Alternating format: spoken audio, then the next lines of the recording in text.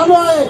दीक्षाभूमी स्मारक समितीने आपल्या बौद्धांसोबत जो धोका केला तो सांगण्यासाठी आपण इथं एकत्र झालो आहे।